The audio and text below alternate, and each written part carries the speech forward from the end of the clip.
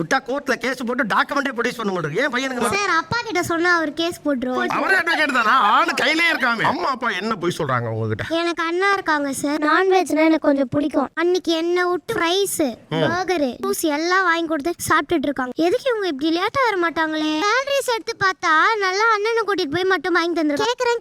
கேக்குறேன் ஒரு ரெஸ்பான்ஸும் இல்ல. யாரை ஏமாத்த பாக்குறீங்க சார் அன்னைக்கு ஃபர்ஸ்ட் டே ஸ்கூல் சார் என் சன்னுக்கு, அதனால கூட்டிட்டு வரும்போது வாங்கி கொடுக்க வேண்டியதா ஆயிடுச்சு. இவ வந்து பாத்தீங்கன்னா இவ ஹோட்டலுக்கே போகணும்னு விரும்ப மாட்டா. அப்படியே ஹோட்டல் போனாலும் இட்லியை தவிர்த்து வேற எடுக்க மாட்டா. வெஜ் ஹோட்டல் போனா வெறும் இட்லி தான் சாப்பிடுவேன். நான்வெஜ் ஹோட்டல் என்ன கேளுங்க, பிரியாணி சாப்பிடுவேன்ல. அப்புறம் அண்ணாக்கு ஃபர்ஸ்ட் டேன்றதுனால கூட்டிட்டு போறாங்களா?